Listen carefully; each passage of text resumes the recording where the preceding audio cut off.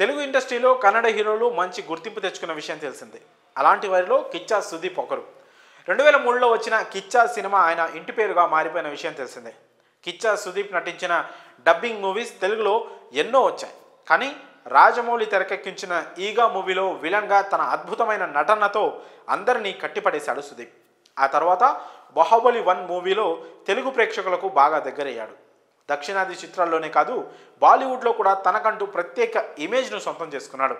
గత కొంతకాలంగా back to back సినిమాలలో నటిస్తూ బిజీగా ఉన్నాడు. వరుసగా సినిమాలు చేస్తున్న ఆయన తన అభిమానులకు షాక్ ఇచ్చాడు. 28 ఏళ్లుగా కన్నడ ఇండస్ట్రీలో తన స్టార్డమ్ కొనసాగిస్తున్న సుదీప్ ఓ ఇంటర్వ్యూలో తన రిటైర్మెంట్ గురించి మాట్లాడారు. స్టార్గా ఎదిగిన సుదీప్ తన సినిమా జర్నీని హీరోగా ఆపేస్తానని హింట్ ఇచ్చాడు. ఎంత స్టార్ అయినా కూడా ఏదో ఒక టైంలో అభిమానులకు బోర్ కొట్టేస్తాడు. ఇది ఏ ఇండస్ట్రీలో అయినా ఉంటుంది. ప్రతిదానికి ఓ టైం అనేది ఉంటుంది. ఇన్నేళ్ల కెరియర్లో ఒక హీరోగా తానెప్పుడు ఎవరిని సెట్లో వెయిట్ చేయించలేదన్నారు.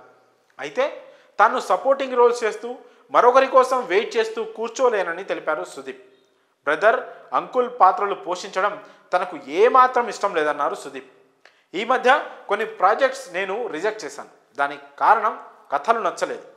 ఈ సమయంలో నేను అలాంటి క్యారెక్టర్స్ చేయడం అస్సలు మంచిది కాదని నా అభిప్రాయం అని అన్నారు. నటనకు దూరమైన ఇండస్ట్రీకి దూరం కానని, హీరోగా పాత్రలు రానప్పుడు డైరెక్టర్, ప్రొడ్యూసర్గా మారి సినిమాలు చేస్తానన్నారు. కన్నడ ఆడియన్స్కు దాదాపు 30 ఏళ్లుగా తన సినిమాలతో అలరిస్తూ వస్తున్న సుదీప్ సపోర్టింగ్ రోల్స్ చేయడం ఇష్టం లేదనే విషయాన్ని స్పష్టం చేశారు. నేను హీరోగా ఇప్పటి వరకు సాధించిన దానికి ఎంతో సంతృప్తిగా ఉన్నానని చెప్పారు. ఈ సందర్భంగా కిచ్చా సుదీప్ చేసిన వ్యాఖ్యలు సోషల్ మీడియాలో వైరల్గా మారాయి. సుదీప్ లేటెస్ట్ స్టేట్మెంట్ ఫ్యాన్స్ని సర్ప్రైజ్ చేసింది. ఈ మధ్యనే మ్యాక్స్ సినిమాతో ప్రేక్షకుల ముందుకొచ్చిన సుదీప్ మంచి టాక్ తెచ్చుకున్నారు. సౌత్లో క్రేజీ స్టార్గా సుదీప్ 30 ఏళ్లుగా ప్రేక్షకులను అరలిస్తుండగా తన మార్క్ నటనతో హీరోగా అదరగొట్టేస్తున్నారు. మరి హీరోగానే కెరీర్కు ఫుల్ స్టాప్ పెడతా అని సుదీప్ చేసిన వ్యాఖ్యలపై మీ అభిప్రాయాలను కామెంట్స్ రూపంలో తెలియజేయండి.